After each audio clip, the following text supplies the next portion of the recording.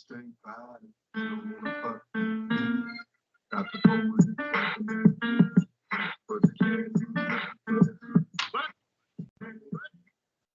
What's up, everybody? This is Mr. Vicious Remo Vinci back with episode 2 of the Dro Bro Show. And I got my main men, Soul Doja and Grim, with me this time. And y'all didn't get to meet Doja last time, so I'm going to let Homeboy take the floor for a second and introduce himself to y'all so you can get better acquainted. Yo, what's up, everybody? I go by Soul Doja. I have many aliases and many names for many different reasons. I was up in Denver and Colorado for the last 20 years, and I came back to New Mexico, so I'll be representing New Mexico. Representing the 505-575 area code. Yeah, and just like Remo, we have tons of music, do music too, do all that. And now we're gonna mess around with this podcasting. Well, absolutely. And do music too. And today we got a great one for y'all. Our episode 2 is going to focus on a few different things. This is going to be more than just wrestling today. It might even be a 2-parter. We'll see how much we get into it today. But Grim, you want to let them know what's cracking and what we're starting off with today? Yeah, so on this episode, we kind of show how much more versatile we can be with conversation and our subject matter. And so we decided to focus on Tupac, hence the reason why Remo was playing Tupac at the beginning of the episode. And there's some things that tie into Tupac that give us a broader conversation. So we wanted to start off with that. I'd like to start with Cat Williams on Shannon Sharp's show, his podcast, Shay Shay. He touched on a few things that we don't want to get into the whole episode of what he was talking about. We want to focus more on Tupac here. So the thing I'd like to touch more on is the things he was talking about P. Diddy. Now, there's been all kinds of accusations and things that surround P. Diddy, surrounding Tupac, Biggie, and the things that happened with them. There was a 6-part miniseries called Unsolved, the Tupac and Biggie we all know. And was that the one on Netflix? Yeah. And so on the Cat Williams episode, he was saying that P. Diddy, he does a lot of bad things as far as when you're offered a lot of money, it's basically for more than just what you're going to give in services. It's more like your body, and he owns you. And so all of that stuff, there's been people coming out, allegations due to recent laws changing, and people who had signed NDAs now being able to talk if they've actually experienced abuse of any kind. So you have people now starting to step forward and say what's actually going on behind closed doors. And with all the allegations coming out, and I think P. Diddy, I'm not 100% sure on this, but I think he settled out for $35 million just recently on the whole Tupac thing, from what the evidence was found on that Unsolved documentary that we were talking about. So jumping into that, his whole allegations in that is that basically Biggie's mother hired an FBI agent who was retired, who worked with the LAPD on a lot of cases involving unalived cases. And in those instances, let's just say she was going to sue the LAPD because it was an unsolved case for her son. And so they hired him to come in and basically find out exactly what happened. And through this investigation, what he uncovered is that, to what it's saying, is that P. Diddy basically met up with some Southside Crips. He and Faith Evans basically came together with the money to have Tupac removed. And they said that they would tell them the place, and he would bring the I don't rip know, off really, I'm treading on water here on how to exactly word it, without getting us getting us flat. moved. So he provided the piece, okay, and so they gave the location. These guys did what they were supposed to. They were supposed to get paid half of the money when they did what their duty was, and half after. And according to this, P. Diddy never paid the other half. And they basically said, if you come back to Cali, you'll be removed as well, which is when Biggie did his song Going Back to Cali. And he went down to California and he was removed. And it was right across the street from the Quincy Jones spot, which had DJ Quick in it. And because DJ Quick is involved with gangs, and on the opposite, he's a blood. So they said it was a gang retaliation, but they're tracing it back to the Southside Crips, basically under this deal that P. Diddy made with them that went wrong. And two of these people are Snoop Dogg's cousins, Beanie Siegel and Orlando Anderson. Orlando Anderson being the guy that they jumped at MGM inside the lobby before all of this stuff had actually taken place. I don't think Beanie's actually his relative at all, and I don't know if Beanie was actually involved. That's not a name that I've heard in any of the stuff that I've looked up for stuff as far as Beanie Siegel goes. It's this cousin named Little Half Dead. He was a Crip too that was involved at that, and he like was making statements that he was in the back and he was supposedly Snoop's cousin and was involved he was in the back seat when they were shooting, supposedly. So, needless to say, from what we've discovered from the Cat Williams Club Shay Shay, moving on into some of the other videos that we've seen, is that Diddy's a real shady character and gets involved in a lot of things, and supposedly there's a lot of bodies underneath him. And what we're going to get into is how Tupac clearly is one of those bodies. And you want to go a little bit further into that, or you want to just go straight into the Pac and Biggie thing? Yeah, I think. And there was also they were in the contracts. They had it where like if they died, Tupac and Biggie, Suge and Puffy had it in the contract that if they died, basically they inherited all their masters. And we all know after they died, they sold way more, especially Tupac. Biggie, I don't know so much, but they were saying too in that video that Puff Daddy didn't have that much money until after Biggie died. Then he had a lot more money in sales. And then he made that song, with I'll be mixing Faith Evans, and that was like when he started really rolling in more money and because they were both. A funny thing about that song in particular is it's almost a complete sample. It's a complete ripoff of the Sting and Police song, and he actually doesn't get money for that. Like almost all of the money that comes generated from that single goes straight to Sting. And Diddy kind of got the shitty end of that, but that's kind of what he gets if you ask me. I am not a Diddy person. I never have been a bad boy guy. I respect Biggie for his lyricism and all of that. He's obviously one of the hip hop heavyweights, one of the greatest of all time.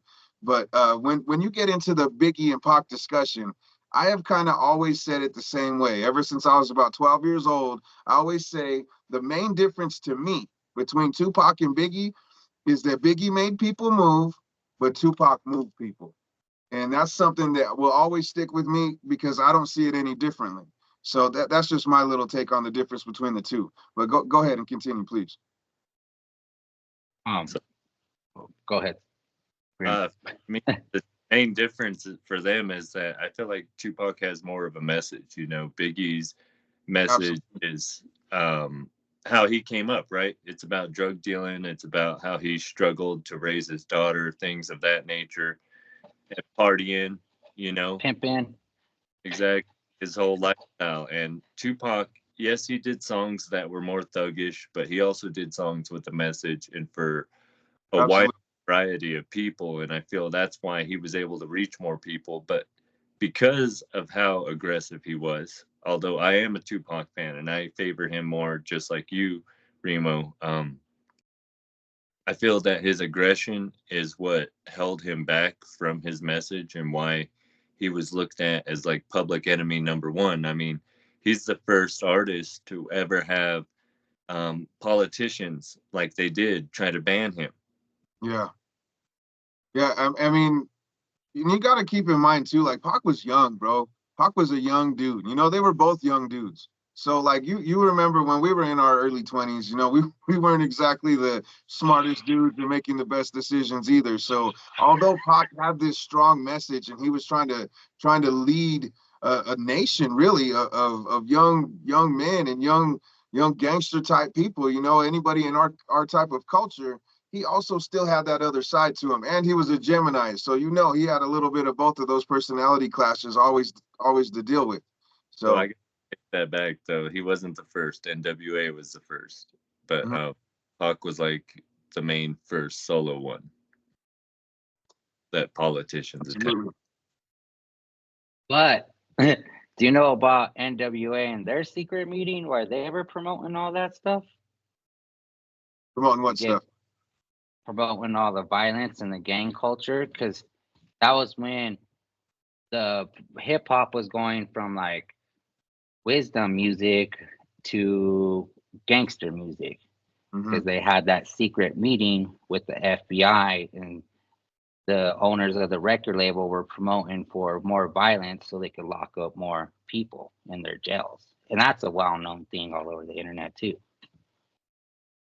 So like Pac, I think was like he wasn't they couldn't buy him, you know, they couldn't control him either. I mean, look at all the stuff they're trying to get that guy for, from rape charges to shooting at police to this, that, you know. Yeah, he definitely had a long string of bad luck and bad choices. But nonetheless, he was still a very prolific artist and somebody that changed the game. He changed the music industry for good because ever since him, the culture in hip hop especially has just grown exponentially. And as a result of his depth, I think it changed a lot of people's lyrics and interpretation of how you are supposed to be a rapper and what that message is supposed to look like. Right. So, you want to get into more of the legacy that Pac left behind, or you want to get into something different here, Grim? Well, as far as his legacy that he's left behind, I know he's had some kids. I don't know all about all of that. And his mom had taken over his estate finally from Death Row Records, and she gave Eminem the rights to make the tracks, the beats for his last few albums, or be the producer of them. Um, I don't know. In the Outlaws, they did the album with Dead Prez. The Outlaws were, for those that don't know, Tupac's group that he was coming up with his homeboys. Gaddafi was one of them that actually passed right after Pac died, and that was a big blow also to the whole industry. Uh, Gaddafi was one Tupac, of the. I'm sorry. Go ahead. that was Tupac's stepbrother or half brother. Skins, Grim, you're throwing all kinds of stuff out that I'm not exactly sure of. I need to look a lot of this stuff up. Uh wow, it has been 10 minutes. Gaddafi is a Tupac brother, so that's why they were so close. And I I think didn't that know that. I wasn't aware of that. And then there was who was it? Napoleon, I think. Edie, That no, that switched to becoming a Muslim, wasn't it? oh, I'm not too sure of that actually. Yeah, like after his death, he totally went to like Africa and like totally switched his whole like everything, you know. I can't. I next time I want to do this in front of my computer too, because I want to look up everything too to kind of back it up. get it right. It'd be nice if my computer wanted to cooperate, then things would be a little easier. Because I know Mopreme Shakur is his brother or half brother. Castro was one. Hussein Fatal. Big Psyche. I don't know if Big Psyche was actually part of the Outlaws though. I think that was just an affiliated homeboy. Yeah. And I think wasn't he in the Thug Life group, I believe? And there was X-Rated in there. There's a few other people in that Thug Life group. I'm not too sure about any of that either. But Keefe D is the guy that Yeah.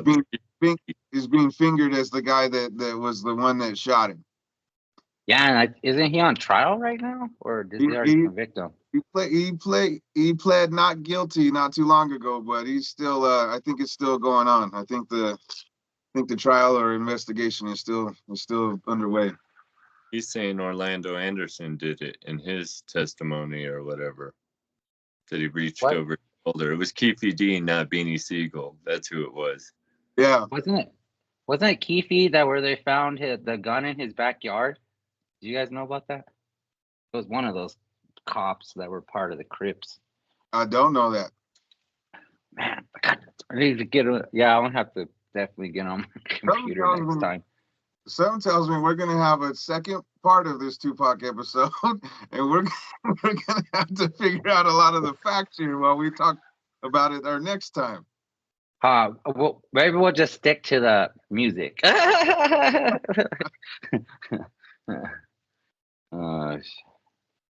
And with that being said, we each actually picked 2 songs of Pac that we felt were kind of influential to us, or ones that we wanted to say were 2 of our top ones. Now it's hard to pick 2 Tupac songs because there's so many and there's so much of an impact with all of them that it was a very difficult thing, and I had a hard time choosing between some of them. So when we actually had in our group chat earlier, everybody said which songs they were picking, and each of these guys picked one that I had hoped to have done, because I also was trying to get those ones as well. So we could go into that here in a little bit if you guys want.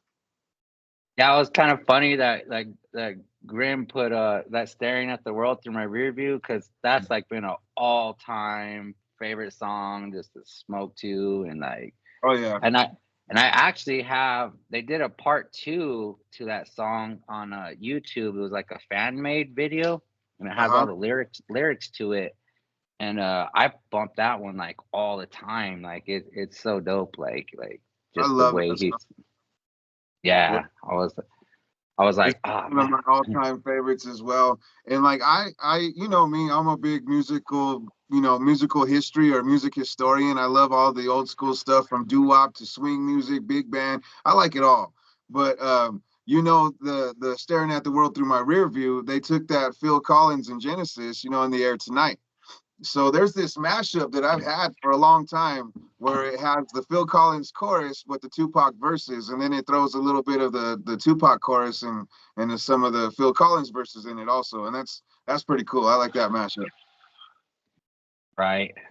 Grim, you want to tell us why you chose that song in particular? I chose it because I feel like I like the message, right? Everyone resonates with something differently than everyone else. For me, Staring at the World in the Rear View, it's there's a lot of songs that say that something similar to that. Like Jason Aldean even mentioned something about the sign behind him. I don't want to get too much into that. Anyways, so you're staring at this into the glass, and I guess staring into the glass, you're seeing the world, and it's behind you. You don't look at the world behind you, you look at the world in front of you.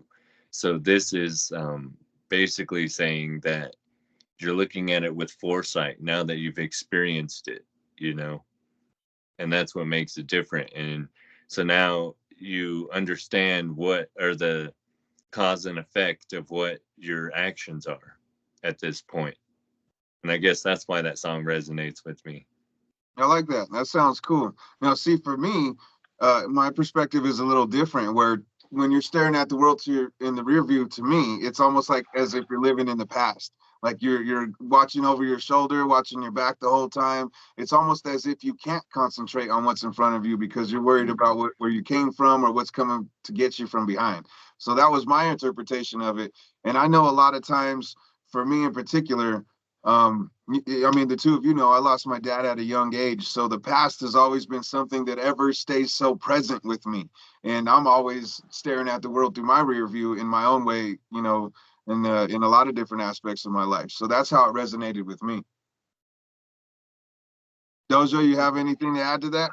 Like, I guess like with me, like I guess like the best word to describe it is like reflection. Like I just kind of like reflect on my past, future, and present. You know, um like looking at stuff from like I think he even says that in the song, like from a higher point of view. Like for instance, when I would take mushrooms, I could jump out of my body and look down and from a higher point of view. Like I would always call it like my soul, or I don't know. But I learned I don't need to do mushrooms to do that. Like I kind of look at stuff from a whole nother kind of like kick back, take time out, like 5 minutes, and then kind of just like analyze everything and kind of look at it from a like a higher point of view, like your spiritual point of view or whatever. Absolutely. Dojo, you want to let us know one of the ones that you chose? So I chose. I want to start with the Me Against the World and like explain. So like where I grew up in Tier C, Truth or Consequences, New Mexico. There's no CD stores here. It's all country cowboys. There's no nothing like that. You know, like when we had a rap CD or a rap tape, it was like, oh what? Oh man, it was like drugs. You know, like damn, you got a Bone Thugs and Harmony. Oh what? You know, so I was at the grocery store. They had like a movie section and they had a little tiny box, like probably like yay big, you know, like maybe this. And they had CDs in there for sale. The only thing you ever saw in there was country music ever. So one time I went in there and there was a Tupac Me Against the World. First rap CD I ever bought in my life. Well, Bone was my first introduction to rap music, but that was my first CD. So at the time I had a dickhead stepdad.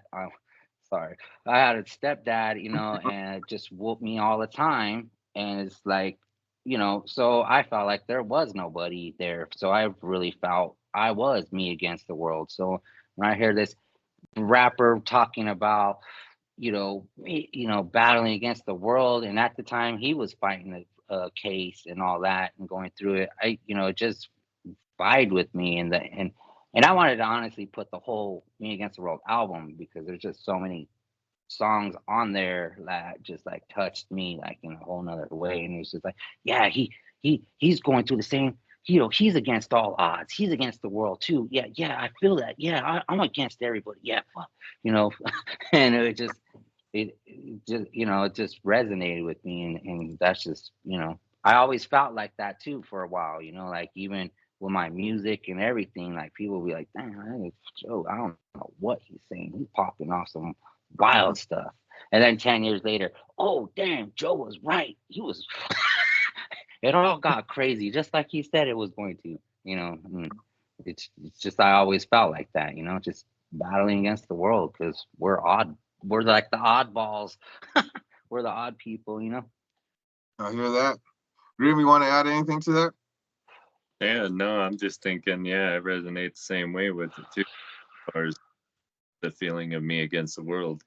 I mean, there was other songs I like a lot of Tupac. I believe, Rich, you chose Changes, Yeah, Yeah. I chose Changes because I actually wanted to do two different sides of Pac because on one side, he was raw and gangster and he wasn't afraid to stand up and all of that kind of stuff. And on the other side, he was more vulnerable and he was more compassionate and more I don't know, I want to say uplifting, I guess. And when he did Changes, I felt like Changes was probably a universal anthem for people that were afraid to kind of go through that kind of stuff, to be vulnerable, and he made it okay. And it was like this gangster thugged out dude that was making it okay to let that vulnerability soak through and to touch other people and to reach out to other people. So that's why I chose Changes. Yeah, that's a dope song. I always liked it. And you know, you chose one that when he was alive, so did Joe. I know the one I chose isn't when he was. It's just certain songs. I thought about choosing one when he was alive, but I feel like some of the ones after are just as good. Mhm. That staring at my rear road to my rear view first came out on the gang related soundtrack when he was alive. Is it a different version of it though? No, It's the it's the same one? real.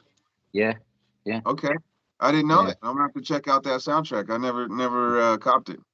He did like You want I want to say like he did a couple songs on there, but it was a death row straight Well, up soundtrack, all death yeah. row. Okay. Grim, you want to let us know the second one that you chose and why? And actually, this was around the last time we were all hanging out together is when this album came out, and it's on Pox Life. It's When I Get Home with Gaddafi. And Okay. we're no longer with us, and I just really like the beat, the pacing of it, and just the whole When I Get Home. I always like that whole allegory, you know, the thought of finding that place that you resonate with as your home. Is home. Home is something that I think all of us strive for in our lives. You know, whether you find home in a significant other, whether you find home in an actual placement of a city or a town or your state, or home as in your actual dwelling, your casa per se. You know what I'm saying? Home could mean a multitude of different things, but I think all of us search for that sense of belonging, and I think that's where home lies for most of us. And I think that analogy that you were talking about there is pretty awesome there. I like that. Doja, you got anything to add to that, or you want to go into your Yeah. next? No, it was kind of funny that you picked that song because that's one like my go-to like upbeat like and I bumped the shit out of that song too. You know, I was like that's another good one, and a lot of people don't like that song, you know, and I'm like I like that's like you're at work, man. You're like I can't wait to get home. I know he's talking about being in jail and stuff, but it's like you know you just can't wait. Even when you get your car to have a break or something, you know, it's like as soon as I get up, you know, it's on. Like, of course, you know that I really like that song. Yeah, that's a good one, man. You guys might be disappointed in me, but I don't really remember that song. After our episode here, I'm gonna have to look it up. I'm gonna have to bump it. I'm gonna have to check it out. I'm sorry. I apologize, but I gotta keep it real with y'all. I gotta keep it Hey, 100 with y'all. You know what I'm saying? hey, on some real, I don't remember changes too much either. So Yeah, I'll have to check that one out again too. here we go. See, at least we're honest and we're keeping it real. You see this, folks? A lot of people on your podcast that you listen to are full of shit and they lie all the time. We're keeping it real. So there you go. The Dro Bro Show is it real.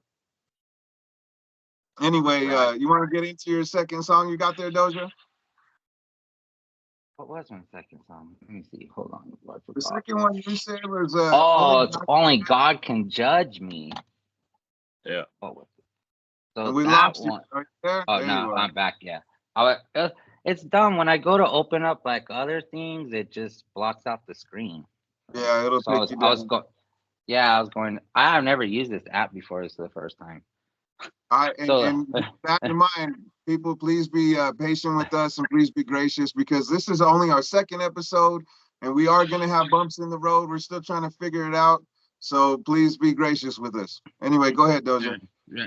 So like only God can judge me. Like oh man, that song I played more than any of them because like that was like that's what got through life. You know, like everybody judges you.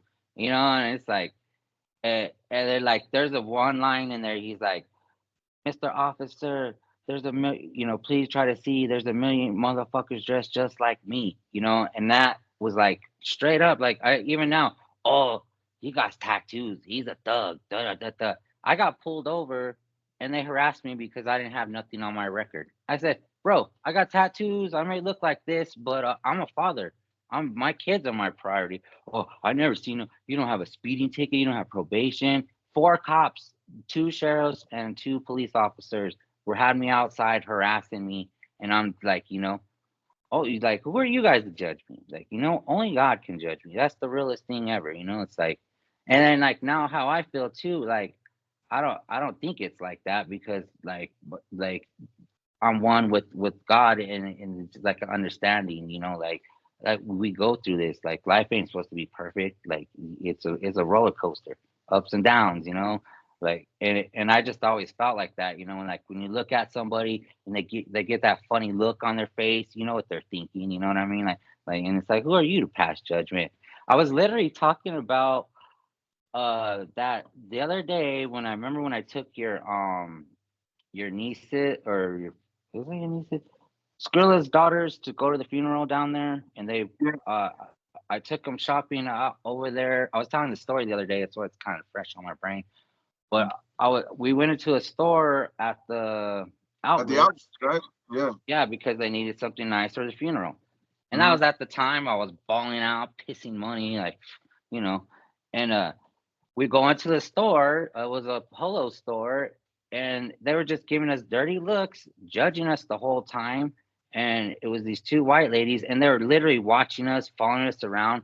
So they were like, the girls were like, I'm comfortable and I don't want to shop here. And so me being the smart ass, I had like $2,000 in a rubber band, so I dropped it right there, like in front of them, and I was like, oh shit, grab my money. And then they were like, "Oh, sir, yeah, you guys can shop here." This and that. I was like, "Nah, man, you already judged me. You thought we were in here to steal when I have more money than you can imagine, Like, and it's just like I always don't like how people judge. So like when I heard that song, it was like, man, I've been saying that for years, and I'm still saying it. Yeah. And Pac made it an anthem, you know. That's definitely a mantra that I think a lot of people kind of live by, Yeah, because unfortunately we do live in a world and a society that's very judgmental and very much contradictory to what we're supposed to be. We're supposed to be helping each right, other up, lifting each other up and stuff like that. Instead, we like to tear each other down. And I think that's definitely a mantra, like I said, that most people live by, it seems, is that only God can judge me. Who are you? And like it says in the Bible, he who's without sin can throw the first stone. And I think a lot of us kind of live in a world where we kind of feel like we're in these glass houses and we do no wrong. And unfortunately, we get those situations that we come across that humble us and help us remember that we are all human and we do all make mistakes, and only God can judge us because nobody is better than anybody else, theoretically. Obviously there are some people that are just terrible, evil people that I would like to think that I'm a better person than, but at the same time, it's not for me to say that. It's not for me to judge. Um, yeah. Graham, you got anything to add to that? I like the song too. I mean, it comes from his court case when he shot at two officers, and when he made his plea, he said, "Only God can judge me." And I didn't know that. That's hilarious. I like that. You know, the resonance of it. Okay, because we do judge a lot in our society today, and I feel like that's what turns a lot of people off to different types of faith, is they feel that the people who say they believe in this type of faith, so it's not necessarily, you can't blame faith in themselves, but it's people, and based off of their actions, people turn around and they say, that person lives their life so and so this way, so I don't like that. And there are those people who claim to be of something, but then they live the opposite way. Is that do as I say, not as I do type mentality. So I do like the resonance of that we can only be judged by the source, okay? Because it's just negative energy to carry when you judge others, when we really don't have the right to. And even in scripture, okay, referencing, it says that don't point out a splinter in someone's eye, or they'll point at the stump in your own. Right. Yep. Mm-hmm. Yeah, that's a very great quote there. And just to add to the song and just to add a little bit more context, we haven't mentioned Rappin' Forte, who's the other voice in that song. Just a little side note. Oh yeah. My cousin Skrilla, the one that we've already alluded to a little bit earlier, actually had a song here with Forte. And it was a little disappointing for me because this particular verse that Forte used on the song with my cousin, he actually recycled and used with a couple of other different smaller, artists and songs. I don't think they were necessarily local. I think they may have been from other states or whatnot, but they weren't like big stars. So I think he thought he'd get away with it. So that's kind of unfortunate, that he recycled the same verse. In hip hop, that's sacrilege. I think that knows anything about that. But that's a common thing. When I paid Rashid $350, I had to tell him like, hey, I want original chorus, original verse, like because they recycle it. Hey, this fool on the East Coast, he don't know what I sold to this guy over here on the West Coast, or it's kind of crazy. Like, but us, we think that's horrible, like that's in like, actual hip hop and in real life rap, that's sacrilege. You don't use the same else. Yeah. And then if someone pays you for a verse, hey bro, I'm gonna make that tight for you on your song. You paid me, I'm gonna hook it up nice, original nut, like. So Forte, that is funny though. We do have to acknowledge that fact, but I do apologize, Forte, because I'm still a fan, still love you, and still love this song. Do you want to get into your second song?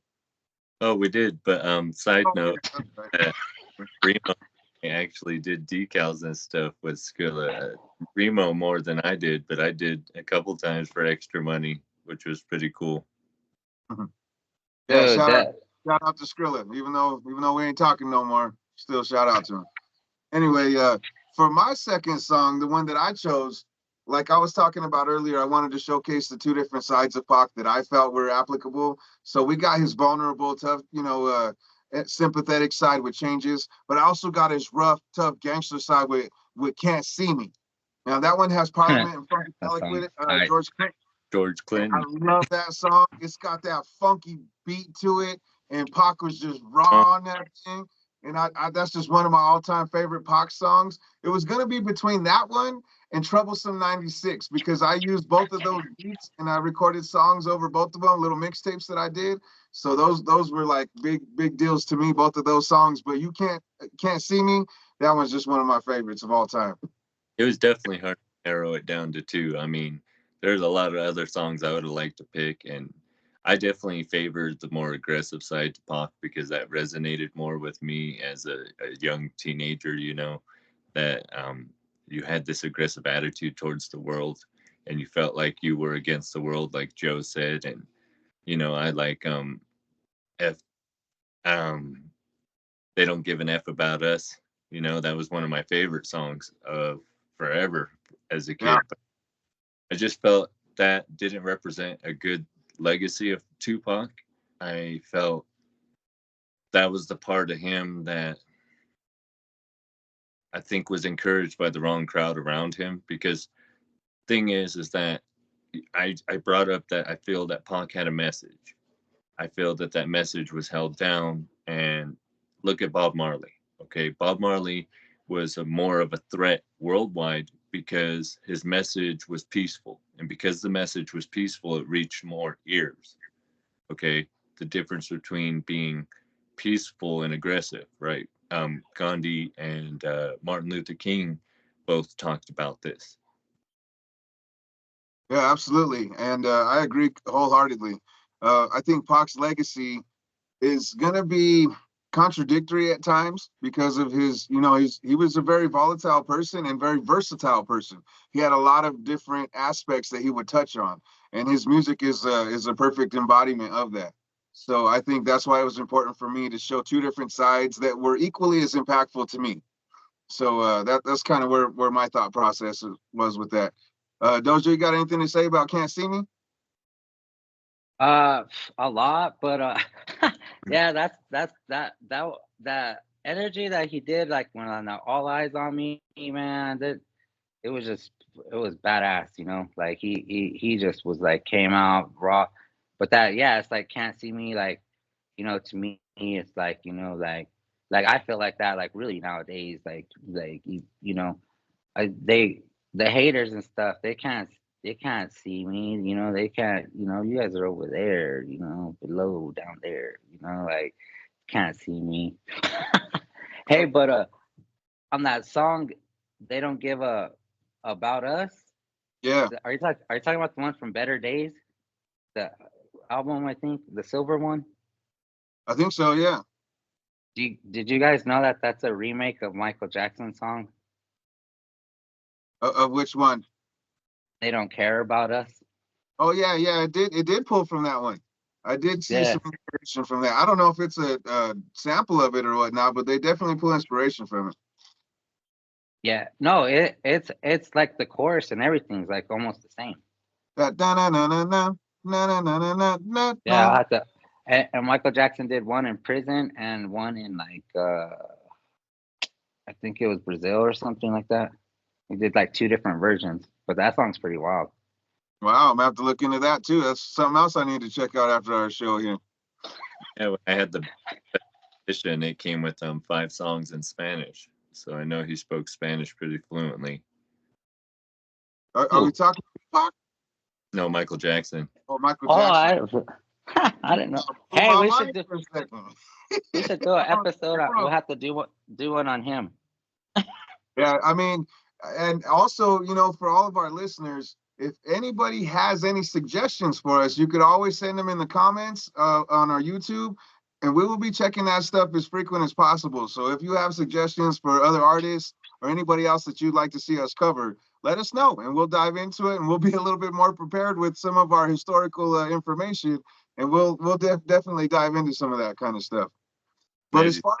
as far as our Pac discussion goes, I think we're winding down here. We're coming up on an hour on Tupac, but I did want to get into a few other things, unless you all want to have a couple last things that you want to get in on Pac. Well, I was just throwing in the whole "You Can't See Me" the wrestling. You're in, had to throw it in there, you know. Y'all, Yep, one of the legends. I don't want to say the GOAT because he wasn't really for me, even though I do appreciate what he's done for the business. But go ahead, Soul Doja. Oh no, I wasn't gonna say. Go. any last words on Tupac, Doja? Mm, for those who haven't checked him out, need to check him out. And he'll always be one of probably my number one go-to rapper. Yeah, of all Now, time. You know. I have had my same top four influential rappers for me since I was about 12 also, and that'll never change, and they're in no particular order, and Tupac is one of my top four. He was probably the first one that was the most influential on me, though, at a young age, and obviously still to this day. Grim, any last words on Pac before we move on? Um, so to be honest, he was very influential to me growing up. But at the moment, in this moment in my life, I don't really listen to a lot of Tupac, to be honest. You know, the reason for that being is it's not something I necessarily resonate with anymore. And there's some music I do listen to, but for the most part, I just prefer to listen to lectures or resonating beats, you know, binaural beats, solfeggio scales, things of that nature for the most part.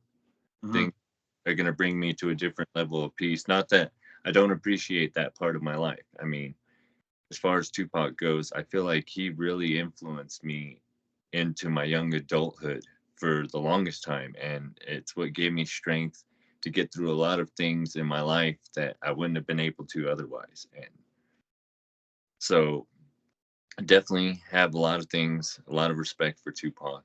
Always will, you know. And as far as from the 90s, definitely one of my favorite artists. But as far as now, it's not so much a part of my life. you know, as it used to be. And I still listen to some rappers and things like that, but there's a lot of music that I have a hard time resonating with anymore in today's age. Well, I don't know if y'all know this or not, but your boy just dropped a new song on Monday, and it touches on some mental health stuff, and it's pretty deep. So I encourage both y'all to check that out. In fact, I could share the link with y'all after this. But as far as Tupac goes, to wrap it up for me, I do still currently listen to Pac. In fact, my kids now are also getting involved and getting some Tupac in their playlists, and I think it's awesome. I think it's great to see this next generation getting involved and listening and getting inspired. That's a big deal for me. So hopefully we continue to let that legacy keep growing and keep moving on. Dozer, do you have something you want to add to that? My daughter right now, speaking of kids, is wearing a Tupac shirt that she bought yesterday with her money. But oh, quick question. Do you think there's still more Tupac tracks in the Death Row vault that will be released? Because Absolutely. you know, I don't know if they'll be released, to be honest, because I know the whole Suge and the Tupac family estate or whatever. I don't know exactly what any of that is going to entail and any of that, how they could get away with it. But I'm sure. I don't know. I don't know if he owns too much of it because it's mostly owned by Snoop now. You're right. So I don't know if Snoop's going to release any of it. I think it would be nice to find out. I think Afeni, well, yeah, now that she passed away, who took over the rights? It's something with the the proceeds or money goes to like his art institute that he has, like, but I don't know like exactly who runs it, but I think it's a member of the family. Since she had Eminem to produce his last 2 albums that came out.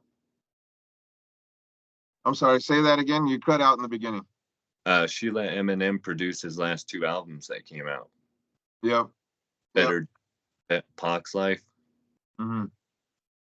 Yeah, I don't know what's gonna happen with whatever music he has left, but hopefully somebody does something with it. But I gotta be honest with you, like there's a lot of times when I call it regurgitated Pac stuff, because I feel like I don't think he would have necessarily been down with some of the shit that they've put out with his name and some of the songs that they've allowed to come out with him. I don't think that he would have signed off on some of that. Some of it I think he would have. Some of it I think was awesome. But some of it also I think was just bootsy as fuck. And like, I don't know. It's hard for me to listen to some of that shit.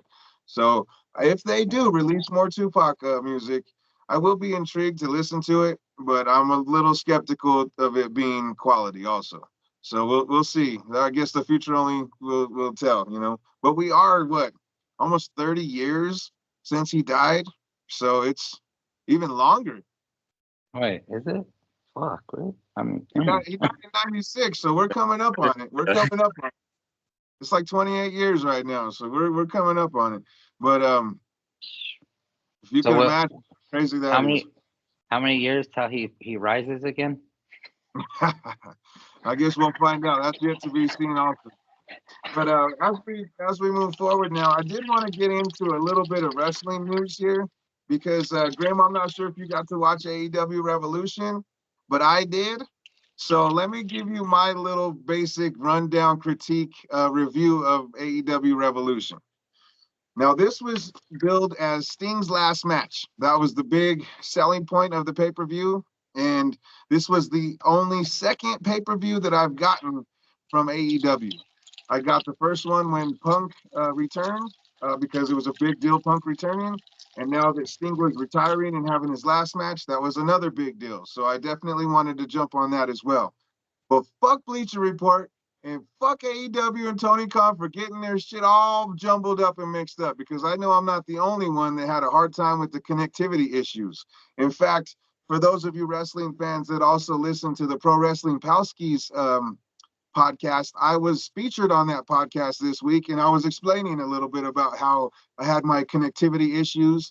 And I know one of their hosts, Scott Narver, was also talking about his connectivity issues and how much of a clusterfuck it was.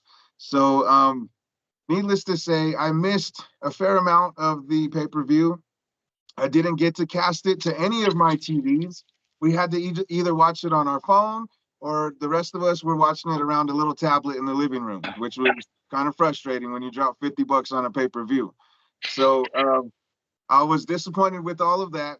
And again, like I said, I had to miss some of the matches. But the ones that I did get to see that I would like to discuss right now is the Will Ospreay and Takeshita match.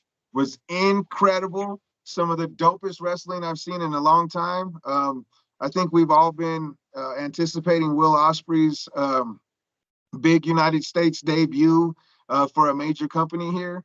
And I for one wanted him to come to WWE, but unfortunately he went to AEW. But he had a great showing there, and that match was incredible. And I expect a lot more from both of them. Those two are insane. They took some of the craziest bumps I've seen in a while. Will Ospreay took one on the turnbuckle that I thought he jacked his back up permanently. Hopefully he's not hurt that bad, but.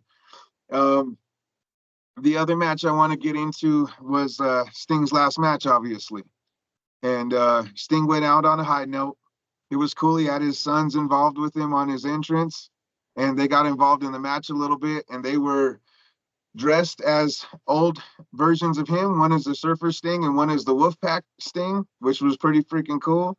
And Darby Allin is a crazy son of a bitch. That dude had one of the most ridiculous bumps I've ever seen in my life. And I'm still like tripped out about what I saw that night. I heard he had to get like 13 stitches in his back because of it.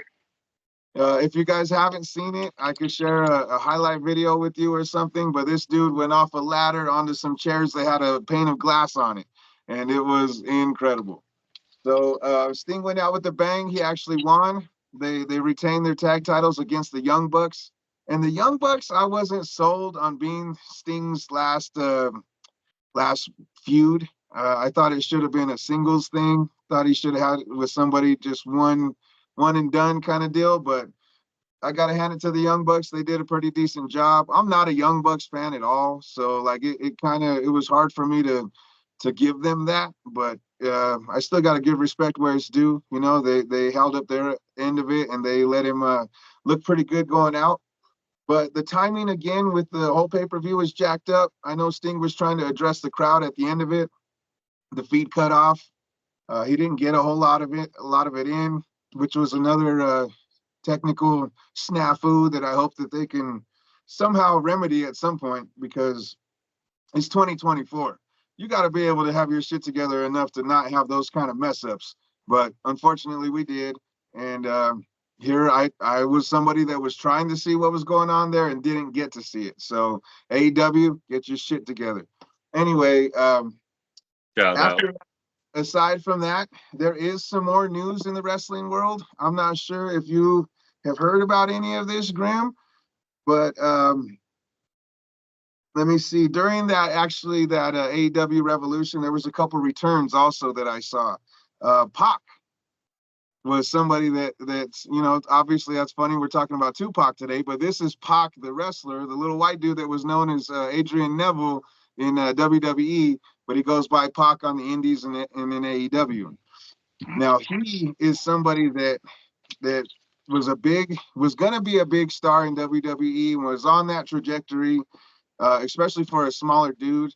But he left the company quite a while ago now, and he bounced around a little bit. And when he went to AEW, I had some high expectations from him. But with COVID and all of the other setbacks that he had, I haven't seen him a whole lot. And I don't, for one, really get to see a whole lot of AEW TV.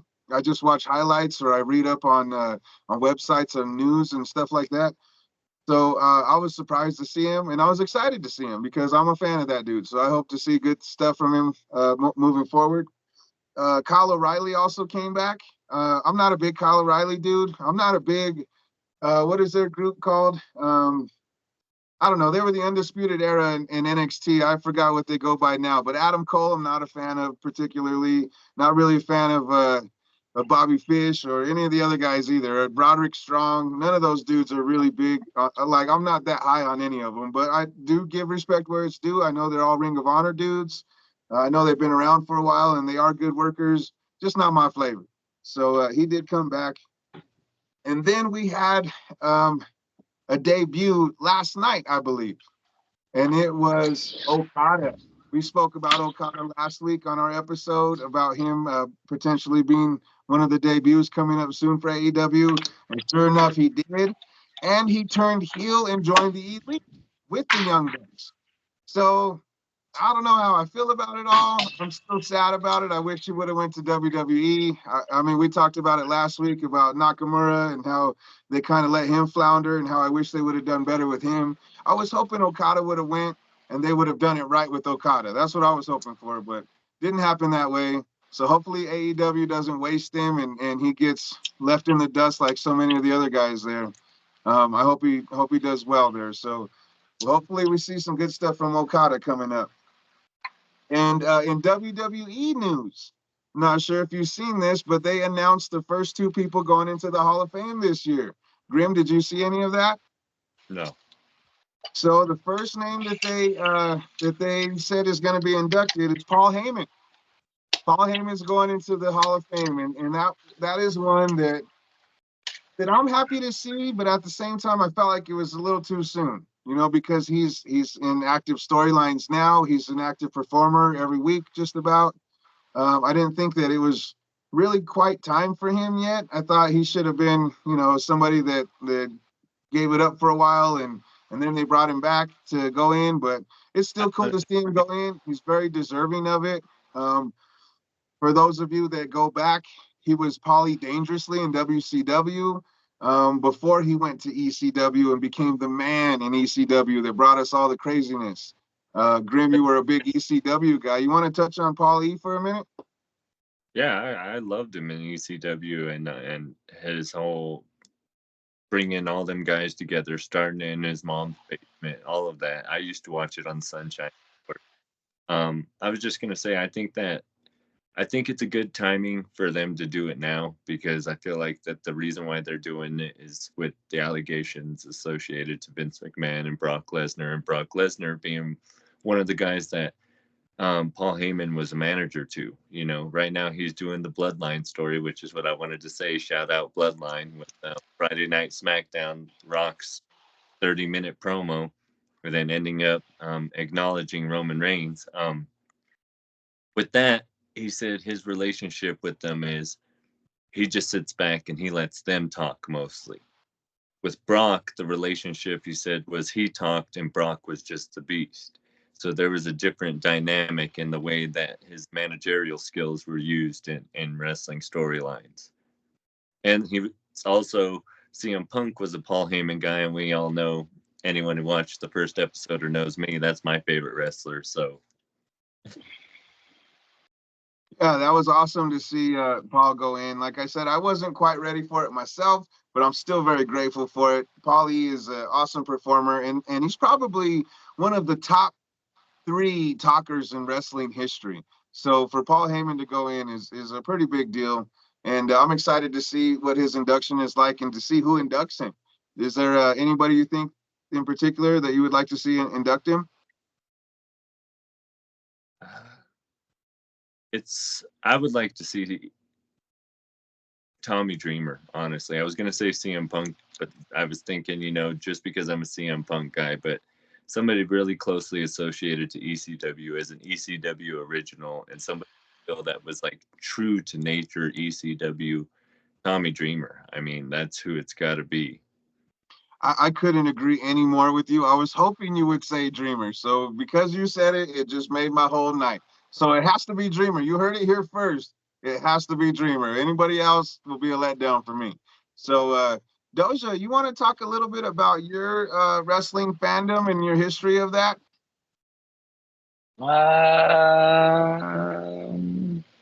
No.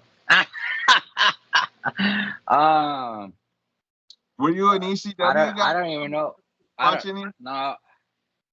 I mean, I watched it when I was like a kid, a little bit when I was older. but really haven't. I'm more like, I guess, in the scene of the underground. Or You know, in like, wrestling, right? yeah, like, uh, you know, like I said, like I know we know, the Primos guys, um, the my buddy over here that wrestles out of Arizona for Apex Federation, but that's kind of most, I guess, wrestling that I kind of get into and everything right now. I was gonna ask you guys though, what do you guys think about Mike Tyson and Jake Paul boxing? It's gonna be a big deal. I'm excited because for one, it's on Netflix, and I think this is Netflix first foray into like live streaming sports. So I'm anxious to see how that goes. Since for those that don't know, Monday Night Raw is actually going to Netflix next year, so that will be another live sports type of atmosphere. So I'm anxious to see how it goes. But I mean, Tyson's the freaking man, bro. I don't care how old he is. That fool will still knock some dudes out, and I'm excited to see it. I think it'll be kind of cool. How you feeling Jake, about that, Jim? Um, I'm not trying to say that the guy can't do it. I just feel at a certain age that you don't have anything to prove anymore. You don't have to go in the ring with these young guys and prove. And then this goes right. Like I felt the same way about Sting. You and I had this conversation personally. Remo, is that I felt that Sting didn't owe us anything. He gave us enough, right? It Yeah, didn't be milk to the point of this point. Like I don't want to see him broken when he retires. yeah. That's not what I want to see. I want to see the guy be able to leave and enjoy their life after what they worked for. So Well, I mean, I don't know if you guys got to watch the last Tyson fight with Roy Jones, but I mean, obviously it's more of an exhibition kind of match. It's not like they're fighting for any real stakes. I think it's all just for the money and the views. You know what I'm saying? And the whole spectacle of the whole thing. So I'm excited to see it. Don't want to see anybody get hurt. The Paul brothers are a whole universe unto themselves. I think Jake Paul and all of his boxing stuff, and then Logan Paul and his wrestling stuff are just polarizing figures, and it's pretty cool to see them do the things that they're doing. They're really respecting their respective industries, and I feel like they're adding to them. I don't feel like they're taking away anything from them. I feel like they're adding to them. So that's all good on my end. But before we get away from the wrestling thing here, I do want to say the other name that they announced for the Hall of Fame is Bull Nakano. Now, I'm not sure if either of you guys are familiar with Bull Nakano, but she was a big Japanese wrestler. And I remember in the early 90s, WWF bringing her in to do some feuds with Alundra Blaze, or for those of you that know her as Medusa. I remember seeing some cool matches with her then. And I think I seen her recently on something with Alundra Blaze. I'm not sure if it was her Hall of Fame induction, maybe, or excuse me, or something else where they showcased Bull Nakano, and she's obviously a lot thinner and older now, but she looked like she was in great shape. And I'm excited to see her go in the Hall of Fame. I know she was a big star in Japan, and she did a lot of heavy duty stuff down there. She's one of their top female performers of all time. So I'm anxious to see that happen. Big ups to her, very well deserved induction for her. I think personally that it'll probably be Medusa Alundra Blaze that inducts her, but I guess that's all still yet to be seen. So any memories of her? no. Oh, okay, well that may be another one that we got to peep out after the show. So with our wrestling news aside, the one last thing that I particularly wanted to touch on, because you know where we're at, well, us Doja, not you, but we're I, here in Denver. And I, this is all Broncos country to me. And this week has been a really, really tough week for Broncos fans, and a tough one, because for me in particular, I was a big Russell Wilson dude. I did not want to see him go. I wasn't a fan of the initial contract that they gave him to begin with because I thought it was a bit excessive, like everybody else thought. Um, but they kind of jerked him around and they did him dirty towards the end of the season, and they did him even worse now at the end of the whole season. I don't feel very confident with what's going on right now with them leaving him. And then they also just released today Justin Simmons, who is one of our star safeties. And I was really sad to see that one also. I know they're trying to free up some cap space so they can start rebuilding again. But this has been a long, hard road as a Bronco fan ever since our Super Bowl 50 win. And I'm hoping that we can get back to our glory at some point soon. Grim, I know you're not so much a Bronco fan. I know you're a Dolphin dude, but you know where you're at and where you're from. And I know I know you've seen some of this news. You got anything to add to that? I actually am a Broncos fan. I haven't been a Dolphins fan forever. So my wife turned me on. Okay. Because, I mean, I live here, might as well represent it like the Dolphins growing up, but from Kansas. So, you know, they don't have a team.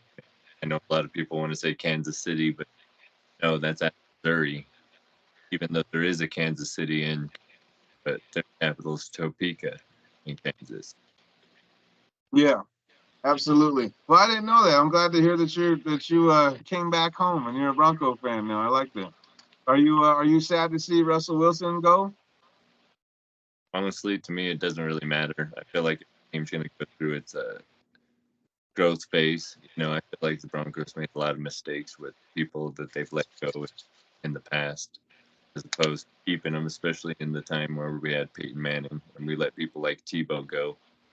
And I feel like I know he got a lot of flack for things he did, you know, his prayers, stuff like that. I just feel with the guidance of Peyton Manning before he retired, it would have made him an even better quarterback leading into the future. Mm-hmm. You know, instead of keeping Brock Osweiler, and nothing against him, it's not that he does dirty. I mean, he was always back up, but I'm just saying, in some instances, you have to take a risk. You have to invest in the future, and without a good quarterback, really, how good is your team going to be? You know, I mean, I know he's not the guy who makes the team, but without the throwing game, you can't rely on them just run all the time. Yep, that's true.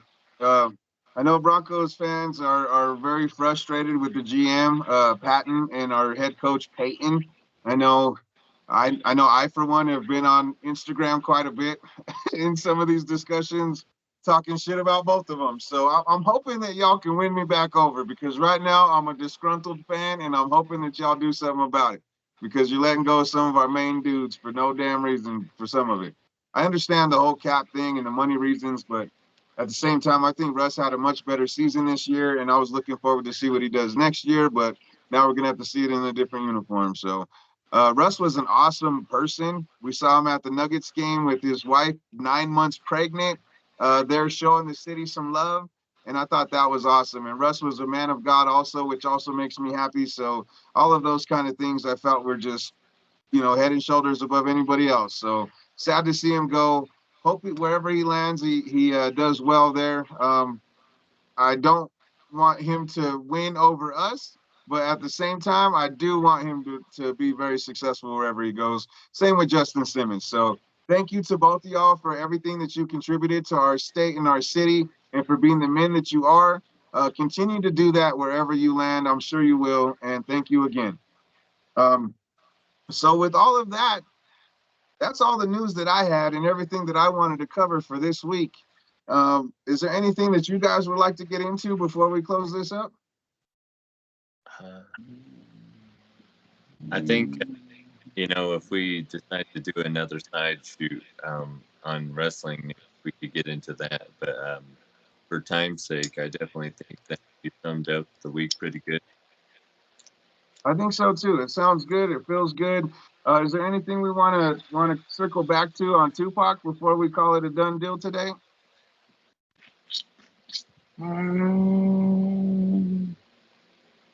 Doesn't sound like You, it. I think we're good. do you guys think he's dead or alive? The age-old question. Oh, real quick though, our time is at 1:22:30. That's our time for the whole call, but our actual recording time is almost 1:10 here. It's 1:09:20. So we're good on time right now. How do you see that one? You have a timer? Yeah, it must be only on mine. You guys can't see the time there? We can 'cause live time. You're seeing the recorded time. Yeah, I see both of them actually, so I wasn't sure. But yeah, our recorded time ah. right now, so we're okay. Oh, okay. So on the Pac thing, I'd just like to leave it off with him. As much as the media tried to bash him and make him out to be some aggressive thug, he really did reach a lot of people. And I would like to leave the message that he left is that I may not be the one that changes the world, but I may be the one that sparks the mind. Oh, yeah. That's an excellent thing to leave it on, Grim. I love that. I love that he said that.